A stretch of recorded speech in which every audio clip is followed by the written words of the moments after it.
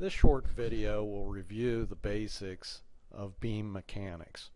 We know from strength of materials that as a beam is loaded, it will deflect. Internally, that beam will develop bending stresses. One side of the beam will be placed in tension, and the other side of the beam will be placed in compression. There is a place of zero strain in the beam. That place is referred to as the neutral axis. In a homogeneous beam, as we talked about back in statics, that neutral axis will coincide with the centroidal axis. So the beam stretches out on one side. That stretching out is tension, and the beam compresses in or shortens on the other side, and that is the compression side of the beam. The maximum strain in tension or in compression occurs at the outside fibers of the beam. The strain that occurs internally in a beam also corresponds to a bending stress. Stress and strain are in some proportion with each other based on the beam's modulus of elasticity. That bending stress, like strain, will be zero at the neutral axis, but will increase in a linear fashion to become a maximum at the outside fiber of the beam. On one side of the beam, that bending stress is tension. On the other side of the beam, that bending stress is compression. Again, the maximum bending stress will occur at the outside fiber or the outside edge of the beam. The way the beam behaves is that the loads that were placed on the beam produce a bending moment.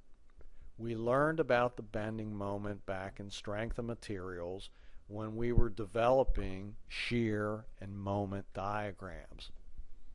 That bending moment is an applied moment. That bending moment has to be counteracted internally by the beam. The applied bending moment that comes from the loads has to be counteracted, has to be balanced out by the bending stress. The way this works is that the tension bending stresses form a tension resultant, shown as T in this picture. The compression bending stresses form a compression resultant, shown as C in this picture. The T and C resultants have to be equal to each other. Sometimes this is referred to as the T-C couple. These equal but opposite forces form an internal moment that has to offset, has to counteract the externally applied moment that comes from the loads. This is the way a beam resists bending moment. It's through the internal development of bending stress. The formula that you learned back in strength of materials for bending stress was that bending stress is equal to mc over I, where m is the bending moment, c is the distance from the neutral axis to the point in the cross section that the bending stress is being calculated, and I is the moment of inertia about the axis of bending. Now typically the c distance will be the distance from the neutral axis to the outer edge of the beam, or the outside fiber of the beam. This is simply because when c is the distance from the neutral axis to the outside edge, that will produce the maximum bending stress. Again, as we talked about earlier, bending stresses are a maximum at the outside edge of the beam. The moment of inertia depends on the axis of bending.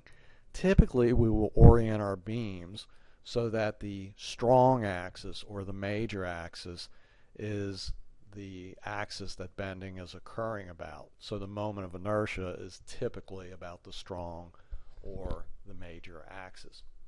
Again, we should mention here that when you're using standardized shapes like steel shapes or timber shapes, instead of saying mc over I, the bending stress formula might be expressed as m over s, where s is the section modulus.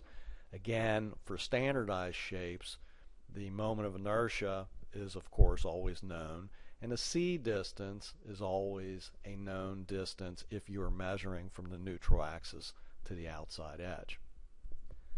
This is a short example that shows how the bending stress formula is utilized.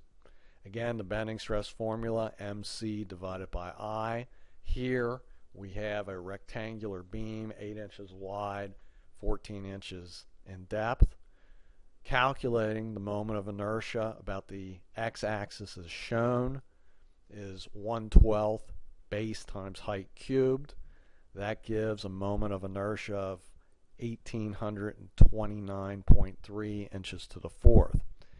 If this beam was subjected to an applied bending moment of 150 foot kips, we would have to change that for consistent units to 1800 inch kips, again multiplying 150 by 12. Then we would apply our mc divided by I formula. M is 1800 inch kips. C, if we were calculating the bending stress on the outside edge of the beam, which would be the maximum bending stress, C would be 7 inches, or the half of the 14 inch dimension, and then divide it by the moment of inertia, and in this case it comes out to 6.89 KSI.